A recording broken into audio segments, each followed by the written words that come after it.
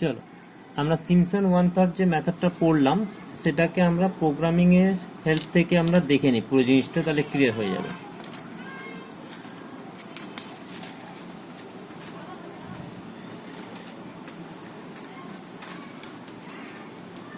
তো সিম্পসন 1/3 যে মেথডটা আমরা দেখেছিলাম সেই প্রোগ্রামিং এর কাহিনীটা মানে এটাই তো ফ্লো চার্ট, এটাকেই খেয়াল রেখে আমাদেরকে প্রোগ্রামিংটা করতে হবে। তাহলে আসো আমরা প্রোগ্রামিংটা কিভাবে করছি দেখি। চল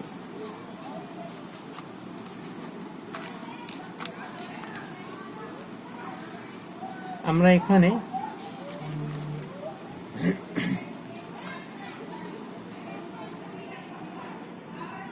কিছু গ্লোবাল ভেরিয়েবল ডিক্লেয়ার করে নিচ্ছি, ঠিক আছে। যেরকম আমরা এখানে লিখছি has include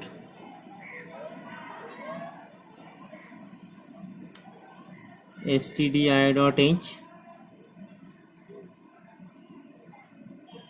has include conio.h। আমরা এখানে একটা ফাংশন ডিক্লেয়ার করে নিই, তার আগে আমরা একটা ভেরিয়েবল ডিক্লেয়ার করছি ইন্ট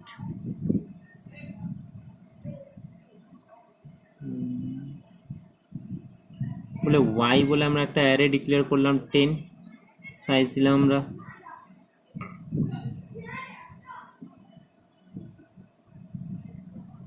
তারপরে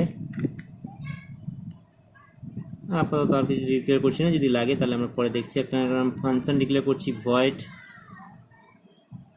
না করে আমরা লিখছি ফ্লোট সিম্পসন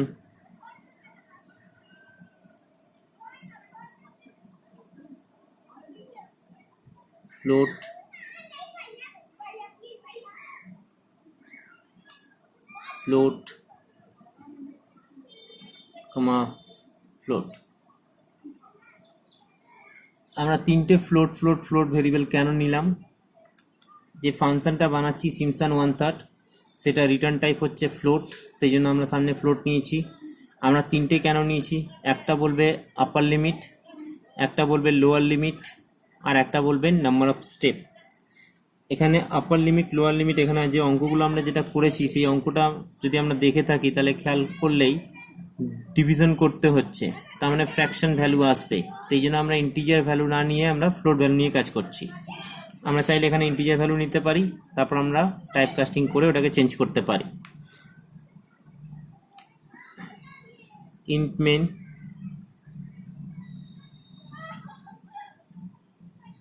এখানে আমরা একটা ভেরিয়েবল বানাচ্ছি float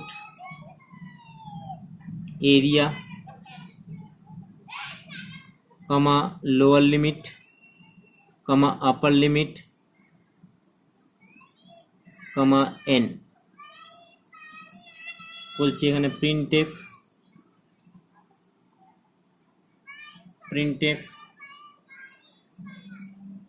new line enter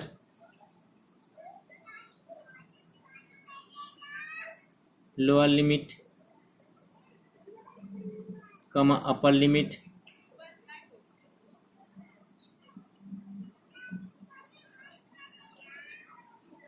comma number of sub step, মানে এন লিখে দিলাম আমি, হয়ে গেল। এবার স্ক্যানএফ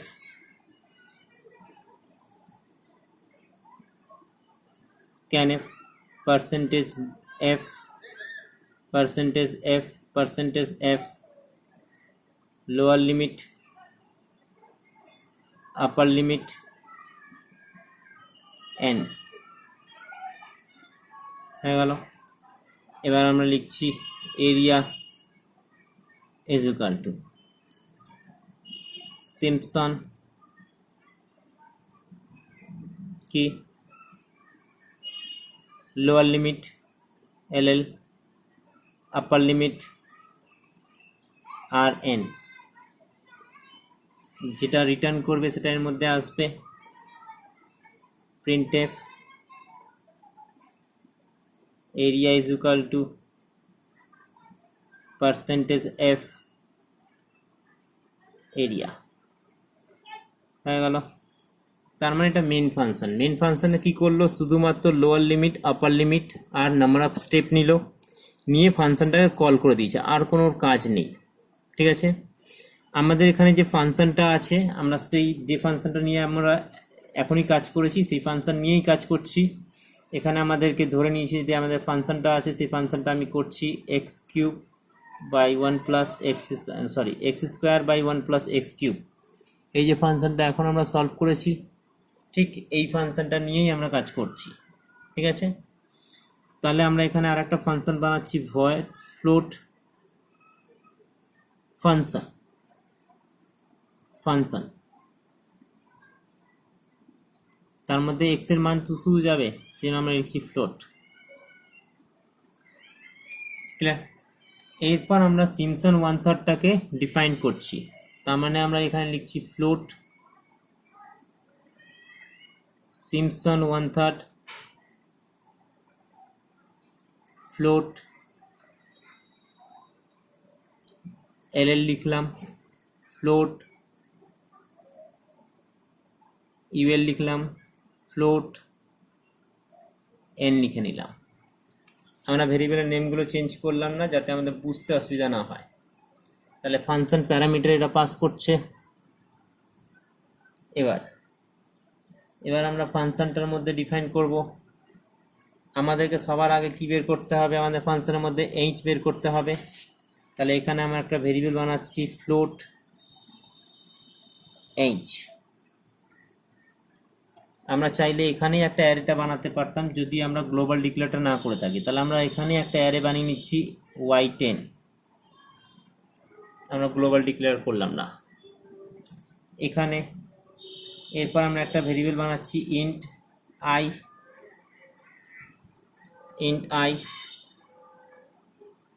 এবার বা x0, বা ইন্ট আই না করে আমরা ফ্লোটই করলাম, ফ্লোট x0 বলে আমরা একটা ভেরিয়েবল বানিয়েছি। তার মানে আমাদেরকে কি করতে হবে, এইচ আগে ক্যালকুলেট করতে হবে। তাহলে আগে আমরা এইচ ক্যালকুলেট করে নিই। তার মানে এইচ ইজ ইকুয়াল টু কি, upper limit minus lower limit divide by N. তাহলে upper limit minus lower limit by N, এটা যেহেতু ফ্লোট ডিভাইড বাই ফ্লোট, তাহলে অবভিয়াসলি রিটার্ন করবে ফ্লোট, কোনো অসুবিধা হবে না আমাদের। সেই জন্য আমরা টাইপ কাস্টিং না করার জন্য আমরা এখানে করে দিয়েছি। যদি ইন্টিজার নিতাম তাহলে আমরা টাইপ কাস্টিং করে নিতাম। এরপর নেক্সট আমাদের কাজ কি আছে, লোয়ার লিমিটটাকে x0-র মধ্যে রেখে দেওয়া। তাহলে x0-তে আমরা রেখে দিলাম লোয়ার লিমিট কত আছে, লোয়ার লিমিট যাই থাকবে সেটা x0-তে চলে আসবে। নেক্সট আমরা লিখছি while না লিখে আমরা ডুও লিখতে পারি। তাহলে আমি লিখছি ডু, কি করবে এটা তো ডু while-এর ফাংশনে বসাতে হবে। তাহলে আমরা লিখছি আই বলে একটা ভেরিয়েবল নিচ্ছি, ইন্টিজার ইন্ট আই বলে একটা ভেরিয়েবল নিয়েছি, যার মধ্যে ইনিশিয়ালাইজ করে দিয়েছি 0। আমি লিখছি y of I is equal two function of x0। তাহলে কি হলো, ফাংশন অফ x0-কে কল করে দিল। সেই ফাংশন অফ x0-র মধ্যে যা ভ্যালু আসবে সেটা y0-তে ইনিশিয়ালাইজ হয়ে যাবে। তাহলে ফাংশন অফ x0 বলতে কি, ফাংশন অফ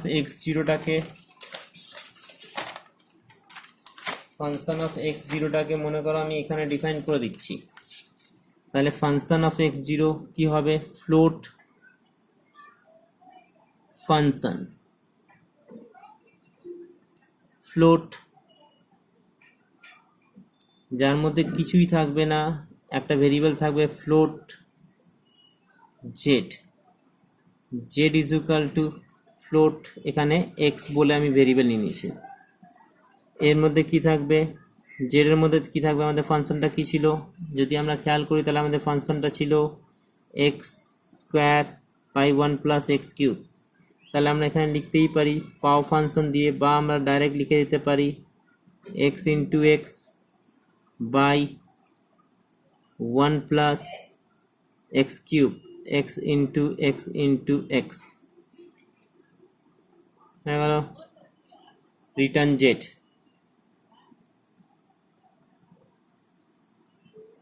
হয়ে গেল, তার মানে এইটা রিটার্ন করবে কোথায় যাবে, ওয়াই জিরোতে, কেন আই এর মান 0 আছে। Next I is equal to I plus 1, I একে ইনক্রিমেন্ট করবে, X zero is equal to X zero plus H. আর তো কোনো কাজ নেই, এই কাজটা কতক্ষণ চলবে, while X zero less than equals to upper limit, যতক্ষণ না ও আপার লিমিটের সমান হচ্ছে এই কাজটা করেই যাবে। এই কাজটা যখন পুরো কমপ্লিট হয়ে যাবে, এই কাজটা যখন আমাদের পুরো কমপ্লিট হয়ে যাবে, তার মানে আমরা বলতে পারছি যে এবার আমরা ফর্মুলাতে বসিয়ে দেবো। তাহলে আমাদেরকে কি করতে হবে, তাহলে অড আর ইভেন্টটাকে আমাদেরকে সিকোয়েন্সটাকে ক্র্যাক করতে হবে যে কতগুলো অড আছে কতগুলো ইভেন আছে। তাহলে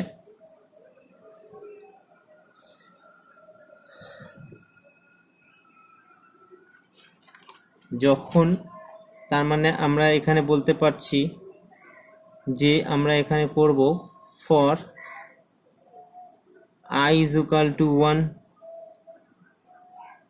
i less than n, number of step কতগুলো আছে 1 থেকে যাবে, কেন আমরা টোটাল কাউন্ট করেছিলাম 0 থেকে, তাহলে সেই জন্য লেস দ্যান করে দিচ্ছি 1, ঠিক আছে, i প্লাস প্লাস। এবার ইফ, আমি এখানে লিখছি, এখানে লিখছি,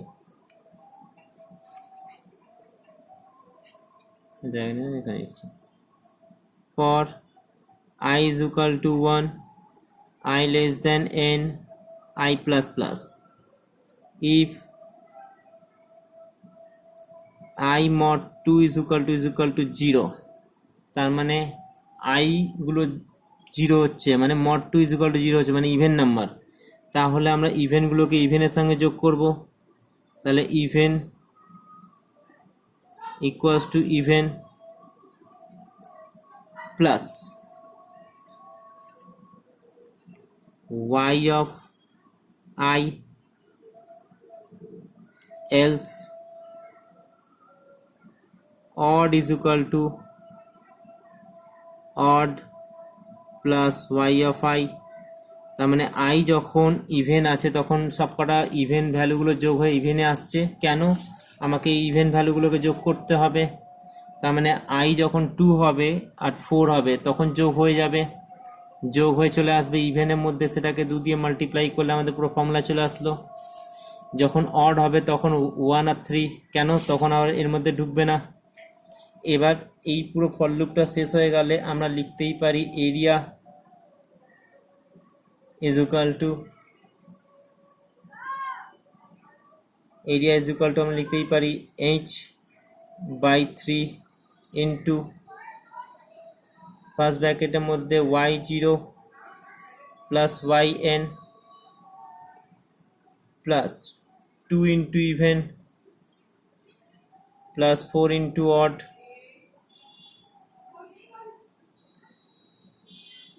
পুরো জিনিসটা গুণ করে দিয়ে যেটা আসবে সেটা আমরা কি করে দেবো, রিটার্ন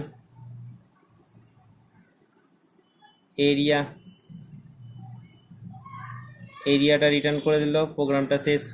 এরিয়াটা রিটার্ন করবে কার মধ্যে, সিম্পসন মেন ফাংশনটা, ওখানে আমরা ওটাকে প্রিন্ট করে নেব। তাহলে এইভাবে করে আমাদের পুরো প্রোগ্রামটা এক্সিকিউশন হবে। আমরা এটাকে একটা ম্যাথের সাহায্যে এটাকে পুরো প্রোগ্রামটাকে বুঝে নেব, তাহলে জিনিসটা আরও একটু আমাদের কাছে ক্লিয়ার হয়ে যাবে। চলো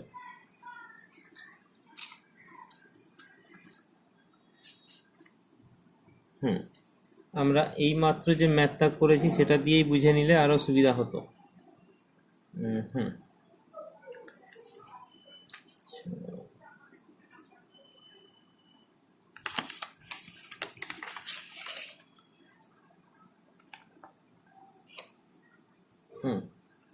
এই যে তাহলে আমাদের এই অঙ্কটাতে লোয়ার লিমিট 0 আপার লিমিট 1 আর তোমাকে ইন্টারভাল দিয়েছে 4, তাহলে এইচটা ক্যালকুলেট হয়ে যাবে। সেই জিনিসটা আমাদের এখানে কি হবে, লোয়ার লিমিটে চলে আসবে। মেনের মধ্যে লোয়ার লিমিটে তুমি কত দেবে, 0, আপার লিমিটে কত দেবে, 4, আর এনটা কত দেবে, 4, আপার লিমিটে 1 দেবে, সরি, আপার লিমিটে 1 দেবে, এনে দেবে কত, 4। ফাংশনটা কল করবে সিমসন, সেটা এখানে রিসিভ হবে। এখানেও লোয়ার লিমিটে চলে আসবে 0, আপার লিমিটে কত চলে আসবে, 1, আর এনে কত চলে আসবে, 4। হয়ে গেল, ভ্যালুগুলো চলে এসেছে। এবার আমরা ফাংশনটাকে বুঝে নিই, তাহলে আমাদের ক্লিয়ার হয়ে যাবে। এইচ বলে একটা ভেরিয়েবল তৈরি হবে, ওয়াই বলে একটা অ্যারে তৈরি হবে, যার মধ্যে টোটাল 10খানা এলিমেন্ট থাকতে পারে। 0 index, 1 index, 2 index, 3 index, 4 index, 5 index, আপাতত আরও 10টা আছে। আই বলে একটা ভেরিয়েবল তৈরি হয়েছে, যার মধ্যে 0 আছে। x0 বলে একটা ভেরিয়েবল তৈরি হয়েছে, যার মধ্যে এখন কিছু নেই। H is equal to calculate হচ্ছে upper limit minus lower limit divide by N. আমাদের আপার লিমিট কত আছে, আপার লিমিট আছে 1, তাহলে আমাদের আপার লিমিট আছে তোমাকে 1 মাইনাস 0/4, 0.25, তার মানে এইচের মধ্যে চলে আসবে এখানে 0.25। ক্লিয়ার? নেক্সট, x0তে ইনিশিয়ালাইজ হবে লোয়ার লিমিট, তার মানে x0তে আমরা বলে দিতে পারি 0 ইনিশিয়ালাইজ হয়েছে। ডু y অফ i, তার মানে i এর মান তো এখন 0 আছে, তার মানে y0 কি বলছে, y0তে ফাংশন কল করছে। কোন ফাংশনটা, f অফ x। কি প্যারামিটার পাস করানো হচ্ছে, প্যারামিটার যাচ্ছে x0, x0তে কত আছে, 0, সঙ্গে সঙ্গে ফাংশনটা কল করলো, তার মানে x এর মধ্যে চলে আসলো 0, তাহলে এখানে z এর মধ্যে কত আসবে, x into x, 0 into 0 by 1 plus 0 into 0 into 0, তার মানে 0, ক্যালকুলেট করা 0। রিটার্ন জেড, রিটার্ন করলে কোথায় যাবে, এই ফাংশনের মধ্যে অ্যাসাইন হবে, তার মানে এর মধ্যে চলে এসেছে 0। কাজ complete. i is equal two i plus 1, i এর মান 1 বেড়ে গেল। Next, x0 is equal two x0 plus h। এখানে x0 বলতে ওখানে x অফ i যেটা ছিল সেটাকে আমরা এখানে x0 বলছি। x0 is equal two x0 plus h, তাহলে x0 মান ছিল 0 আর h এর মান হচ্ছে 0.5, তার মানে 0.25 যোগ করার পর তারপরে আবার কন্ডিশন চেক করো, while x0তে কত আছে, 0.25, লেস দেন আপার লিমিট আছে 1, আপার লিমিট আছে আমাদের কাছে 1, আগে দেওয়া ছিল 1, তার মানে যেহেতু আপার লিমিট আমাদের 1 আছে, তার মানে কন্ডিশন স্যাটিসফাই হলে আবার যাবে ডু লুপ আছে, তো y তার মানে এবার i এর মান কত আছে, 1, তাহলে y1 এ রাখো কাকে, যে ফাংশনটা রিটার্ন করবে। ফাংশন কি রিটার্ন করবে, একটা ফাংশন যেটা x0 কে নিয়ে যাচ্ছে। এখন x0তে কত আছে, 0.25, এই ফাংশনে আবার গেল, আবার কি হবে, 0.25 into 0.25 by 1 plus 0.25 into 25 into 25, 0.25 into 0.25 গুণ করলো, গুণ করার পর যে ভ্যালুটা আসবে সেটা আমরা ক্যালকুলেট করেই রেখেছিলাম আগেই, সেটা এসেছিল 0.06153। এই ভ্যালুটা রিটার্ন করবে, রিসিভ হবে কোথায়, y1 এ, তার মানে এর মধ্যে রিসিভ হবে 0.6153। সিমিলারলি তারপরে i is equal two i plus 1, i এর মান আর 1 বেড়ে গেল, i এর মান আর 1 বেড়ে গিয়ে কত হয়ে যাবে, i এর মান হয়ে যাবে 2। x is equal two x0 plus h, x0 plus h করা মানে 0.50 হয়ে যাবে। তারপর আমরা আবার while চেক করব, আবার ফাংশন কল করবে, আবার ফাংশন কল করার পর আবার এখানে ভ্যালু আসবে 0.2222, তারপর i is equal two i plus 1, i এর মান 1 বেড়ে যাবে 3, ফাংশন x0 প্লাস h আবার হয়ে যাবে 0.75,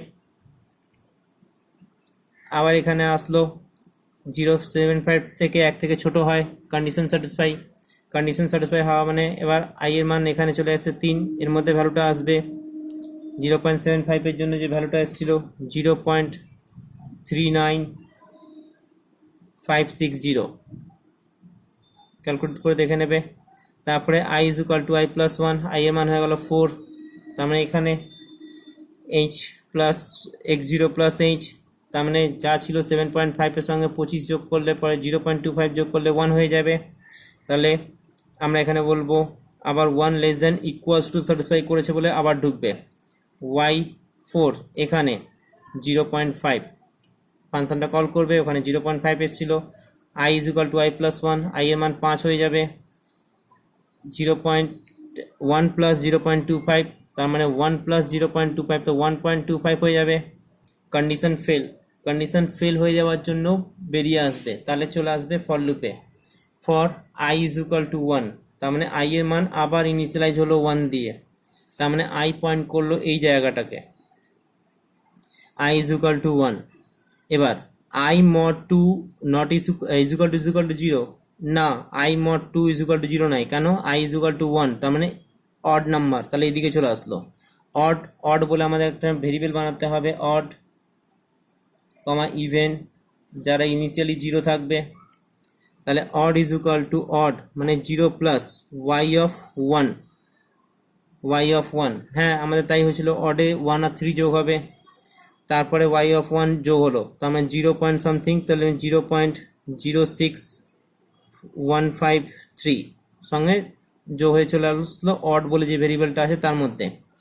i প্লাস প্লাস, i এর মান 1 বাড়লো, i এর মান হয়ে গেল 2, i এর মান 1 বাড়লো, i এর মান ছিল আপাতত 1 থেকে হয়ে গেল 2 mod 2 equal to 0, yes even সংখ্যা আছে, তার মানে even is equal two even plus y0, তাহলে ইভেনের 0 ছিল plus y0 is equal two 0.222, 5খানা 2 এসেছিল আমাদের, সেটা হয়ে গেল।